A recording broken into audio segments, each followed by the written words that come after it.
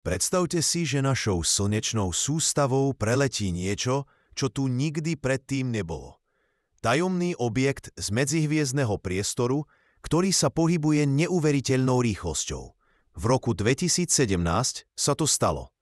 Dostal meno Oumuamua, čo znamená prvý vzdialený posol.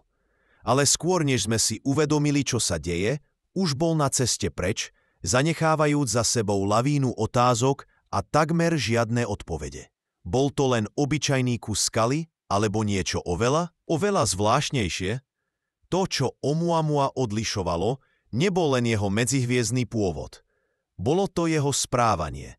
Tento objekt totiž urobil niečo, čo sa zdalo byť v priamom rozpore so známymi fyzikálnymi zákonmi. Vedci zaznamenali, že po priblížení k Slnku začal zrýchľovať, ako by ho niečo poháňalo preč. A to bez akéhokoľvek viditeľného vysvetlenia. Pôsobenie slnečného vetra?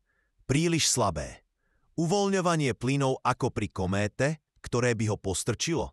Astronómovia nenašli žiadnu stopu po typickej kóme alebo chvoste, ktoré kométy sprevádzajú. Záhada sa prehlbovala. A nešlo len o pohyb. Pozorovania naznačovali, že Oumuamua má extrémne nezvyčajný tvar. Buď ako dlhá cigara, alebo veľmi tenký plochý disk. Jeho jasnosť ako pulzovala v pravidelných intervaloch, čo naznačovalo rotujúci podlhovastý objekt. Navyše zdalo sa, že sa chaoticky kotúľa namiesto toho, aby pekne rotoval okolo jednej osy. A aby toho nebolo málo, objekt bol až 10-krát lesklejší než typické kométy našej slnečnej sústavy, čo niektorých viedlo k špekuláciám o kovovom povrchu.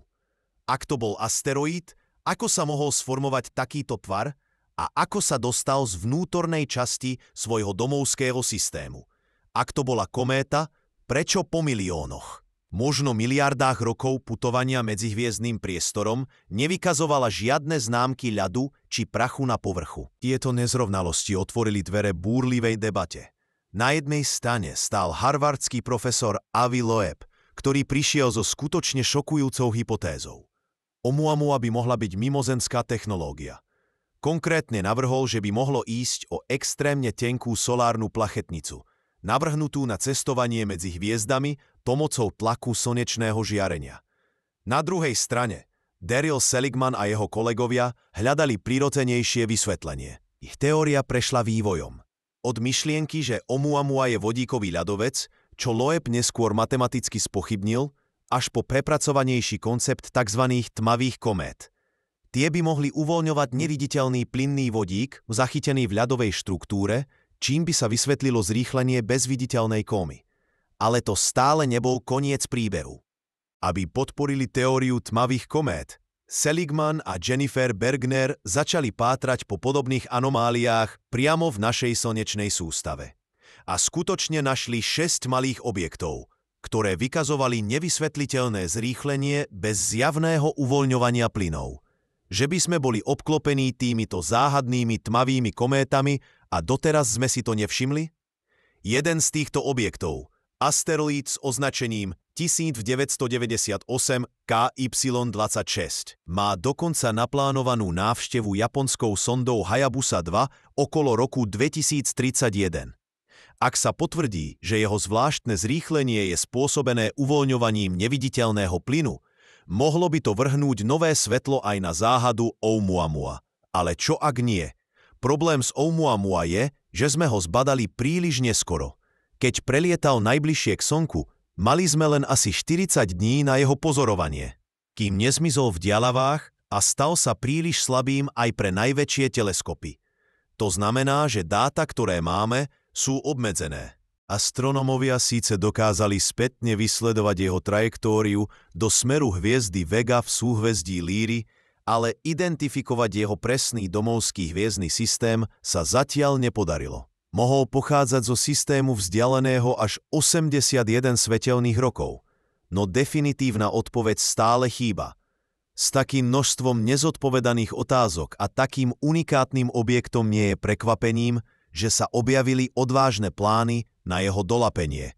Projekt Lyra, iniciovaný iniciatívou pre medzihviezdne štúdie, navrhol niekoľko scenárov misie, ktorá by sondu vyslala za Oumuamua. Tieto plány zahŕňajú komplexné gravitačné manévre okolo Zeme, Venuše, Jupitera a aj veľmi blízky prelet okolo Slnka s použitím tzv. Obertovho manévru na dosiahnutie extrémnych rýchlostí. Je to technologicky na hrane súčasných možností. Extrémne nákladné a plné rizík. Od potreby špeciálneho tepelného štítu až po presnosť navigácie na miliardy kilometrov. Ale čo, ak je to jediný spôsob, ako získať odpovede? Možno však existuje aj iná cesta. Nové observatória, ako napríklad teleskop Vera C. Rubin, ktorý má začať fungovať koncom roka 2025, by mali byť schopné detegovať medzihviezdne objekty oveľa skôr a častejšie. Odhady hovoria až o desiatkách Oumuamua podobných objektov ročne. Európska vesmírna agentúra zase plánuje misiu Comet Interceptor, ktorá bude zaparkovaná vo vesmíre a čakať na vhodný, rýchlo sa pohybujúci cieľ, ako je kométa alebo medzihviezdny objekt, aby ho mohla zblízka preskúmať. Tieto misie by nám mohli poskytnúť viac dát o podobných návštevníkoch, ale záhadu samotného Oumuamua, ktorý je už teraz neuveriteľne ďaleko, nevyriešia. A tak Oumuamua zostáva jedným z najväčších vesmírnych hlavolamov posledných rokov.